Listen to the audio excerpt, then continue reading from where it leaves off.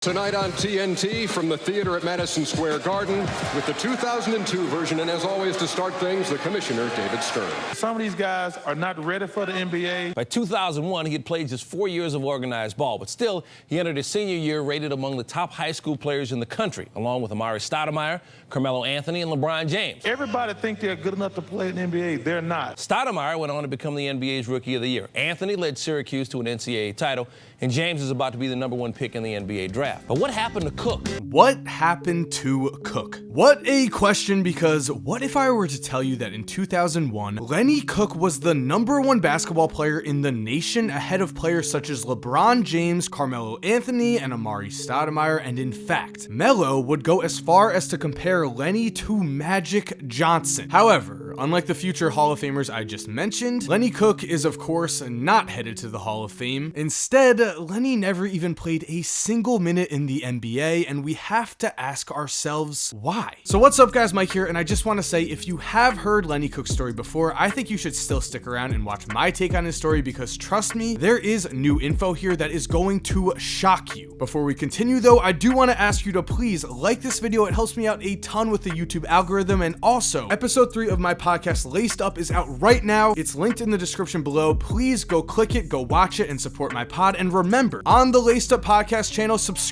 and turn on post notifications, because we are giving away a PS5 or Xbox Series X to 1 subscriber with notifications on. I myself am also doing the same thing once we hit 1.7 million subscribers, so subscribe here as well and turn on post notifications, and then you are going to have 2 chances to win a PS5 or Xbox Series X with just a few clicks of a button. Really, that is a no-lose situation, guys. And continuing on with this video, when it comes to the greatest what could have been stories in basketball history, we tend to focus on guys like Derrick Rose, Brandon Roy, and Greg Oden. Guys who showed high-level talent in the league and for whatever reason simply did not get the chance to fulfill their full potential. The players who get spoken about much less are the ones who we never see take a step onto an NBA court, the players whose careers end before they even get started. But to me, that's what makes the mysterious story of Lenny Cooke that much more interesting, because here we have a player who at one point in his career was seen unanimously as a future star, but somehow he never even played a single minute in the NBA. How is that possible? Well, as an 8th grader, Lenny Cooke was already 6'4" and had all the makings of a future NBA player. He had the size, the strength, the speed, and the raw skills that had anyone watching him just drop their jaws in awe. But what's crazy is that, and I really want you to keep this in mind, Lenny Cooke did not begin playing organized basketball until the age of 15. So as we go forward and as we dive into why he was seen as such an elite prospect, just remember how much room Lenny had to grow, because every game to him was really a learning experience. With that in mind, immediately when Lenny did take the court as an AAU basketball player, he was simply unstoppable. Already at this point in time, Lenny was a man playing amongst boys, and the proof of this goes beyond the court. We actually have the words of future first-team All-NBA Joakim Noah to back Lenny Cooke's hype up, because during this time, Joakim Noah was just 5'11", but was a teammate on Lenny's AAU team, and he remembers, quote, "I was a 13-year-old French kid from Paris, and all of a sudden, I met Lenny and was watching him play in all of these tournaments. He was really my hero, because the way he could dominate a game was unbelievable to me." It was really the summer of 2000, though, that cemented Cooke's greatness. As playing in the famous ABCD camp against the nation's top recruits, Lenny shined and was named the camp's underclassman MVP, an award LeBron James would win the following year. It was this string of games that led to Lenny being named by several scouting services as the #1 recruit in America, and because of this, Carmelo Anthony would later say this, quote, "He was coming from being the #1 player in the country, and we all looked at Lenny like that. It was his size, how strong he was, how he could pass the ball and play the point, kind of like magic, I guess. He was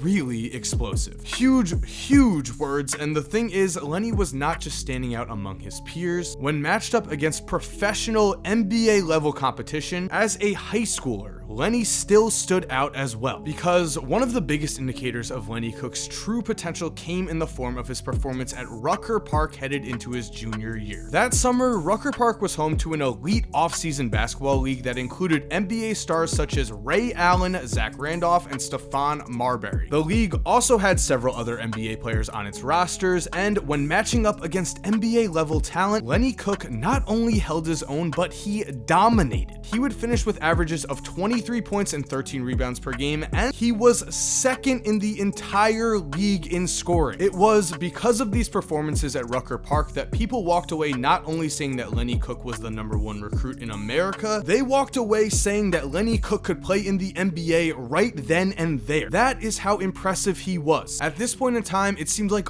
all of the stars were aligned for a very long career for Lenny. In fact, I'm gonna say it seemed like the man was headed to the Hall of Fame, or at least was going to be a multi-time All-Star. He was that good, he was that unstoppable. But as we all know, Lenny never even made the NBA, so how did that happen? How did he fail? Well, to me, there are 4 major reasons that led to the downfall of Lenny Cooke. The first, the very beginning of his downfall, could be found at the ABCD camp in 2001, the year after Lenny had taken home MVP. Because during this camp, Lenny would match up against a soon-to-be junior in high school, LeBron James, and LeBron would obliterate him. LeBron would finish with 24 points to Lenny's 9, and to add insult to injury, LeBron hit a game-winning jumper with just about 6 seconds left in Lenny Cooke's face. After the game, Lenny would say to his friend, "How'd he make that? Oh my god." This game was very important, as many have pointed to it as not only the moment that LeBron launched himself into the national spotlight, but also the moment where Lenny Cooke's career began to turn downward. In fact, the legendary Sonny Vaccaro, head of the ABCD camp, would call LeBron's game-winning shot the one physical moment that symbolized the beginning of LeBron and the downfall of Lenny Cooke. Sonny would also go on to say he beat Lenny on his own turf. I mean, you could say it was one shot, one game, but in a way, Lenny never recovered. And that was certainly true, but of course, it wasn't the full story. Because the second reason for Lenny's downfall came in the form of his work ethic on and off the court. Now, on the court, Lenny was seen as lazy. He was seen as somewhat of a problem, which we will get into in a second, because for now, let's talk about his schoolwork. As a freshman in high school, he got all Fs. As a sophomore, he skipped 57 days of school. He was, by all accounts, not only way behind, but on a track to complete failure. However, that's when Cooke was offered to move into his AAU teammate's house, where he was now in the care of Debbie Bortner. This was a situation now that many people have compared to The Blind Side. Debbie tried her best to look out for Lenny. Immediately, she got Lenny tested for learning disabilities, and it was discovered that Cooke did have a learning disability when it came to the language area of his brain. However, it was also discovered that, according to Debbie, quote, he tested in the genius level in matrix reasoning, which is puzzle solving. He can, take things apart and look at them and put them back together. The psychologist who was testing him said she feels that's really part of the reason why he's so gifted in basketball. He can see the whole floor, put it all together in his mind, and know where everybody's supposed to be. Under Debbie's care, Lenny's life did take a huge turnaround. However, the problem was that after a few years with Debbie, Lenny would leave and move in with a trainer in Flint, Michigan in order to prepare for the draft. This would prove to be a huge mistake and leads us to the third reason for Cooke's downfall: the people he surrounded himself with. Lenny himself would say, "I had an opportunity to be an NBA superstar one day, but I was around people who told me I should go pro out of high school. They told me I was going to be a lottery pick. I shouldn't have listened to them." Meanwhile, Queens basketball consultant Rob Johnson would say, "Lenny Cooke has all the talent in the world, but his head wasn't screwed on right, and NBA people knew that." And his mom would even say he was a teenage kid and every day he had money in his pocket. And I don't mean $200 or $300. It was whatever he wanted, like the world was his, so he took advantage of it. Basically, what this meant was that Lenny had too many yes men around him enabling him, and this could be seen during the Round Ball Classic of that year. As Sonny Vaccaro remembers telling Lenny, "Every NBA scout is here and they're watching you. I said, if you're going going to do something stupid, don't do it this week or do it in your room. And what happens? It's 1 o'clock in the morning, people are hanging around in the lobby of the Hyatt, and here comes Lenny with his entourage, all the partiers, all the jewelry. I said, what the hell are you doing? We talked about this. This to me is a very telling story, and circling back, Lenny's previous failures in the classroom would come back to haunt him, because Lenny was actually held back for 2 years, which meant that he was 20 by the time he entered the 2002 NBA draft, which also meant he only played in 8 organized basketball games in the 2 years headed to the draft. This was part of the reason that scouts were afraid to draft him, as they had simply not seen him play in a long time. On top of this, Lenny would not attend NBA pre-draft workouts. Reports are conflicting here. Some say that Lenny just did not want to go. Lenny himself said that he had a toe injury, which meant he couldn't play. Regardless of who you believe, Lenny did not work out for NBA teams, and this seriously hurt him. At the time, he would say, all I need is 1 foot in the door. I'll take care of the rest. That's all that matters to me. Unfortunately, though, he would never receive that chance, because Lenny Cooke would go undrafted in the 2002 draft, and the reason for this was not just lack of recent gameplay, it was also the perception that surrounded him. As Sonny Vaccaro would say, there already was a mystery about him when he left Debbie, people starting to wonder about his character. That's not to say he was a bad guy, because he wasn't. Just one of those kids who listens to the last person who tells him something. And there were people all around him,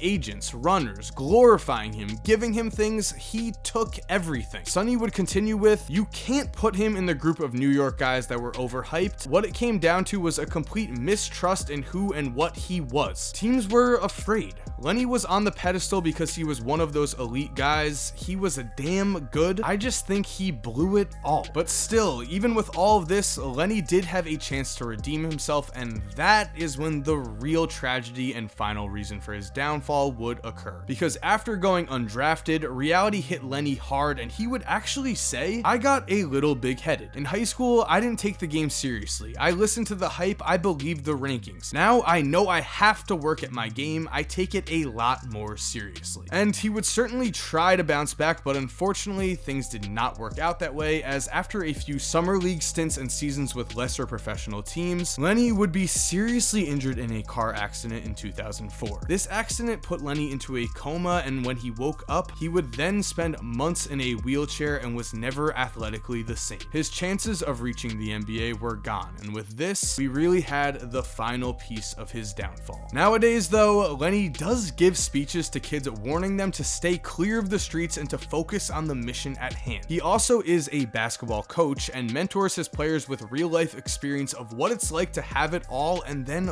lose it. As Lenny has said, my message today and every day is academics should come first. At the end of the day, when you talk about a student athlete, the student comes first. And personally, I think that's amazing. The fact that Lenny is not bitter and instead uses his story to help kids is amazing. With all that said though, we have reached the end of today's video, guys. Remember, please leave a like, it helps me out a ton, and also go check out my podcast Laced Up. Episode 3 is out right now, and remember, I'm doing 2 giveaways. One on the Laced Up channel. If you subscribe and turn on post notifications, you have a chance to win a PS5 or Xbox Series X. Also on this channel, once we hit 1.7 million subscribers, I am giving away a PS5 or Xbox Series X as well personally. So that means you have 2 chances to win a PS5 or an Xbox. All you have to do is subscribe and turn on post notifications. To me, that's a pretty good deal. As for everyone who's already subscribed, 1, you are also entered. People have been asking about that, but 2, thank you so much for supporting. You're awesome. We all know it. And as always, have an awesome day, guys, and cue that music. If you're still here while the music is cued, here are 2 videos I think you are definitely going to enjoy. Make sure to click on one of them. Again, I know you're gonna love it. And other than that, have a great day and peace.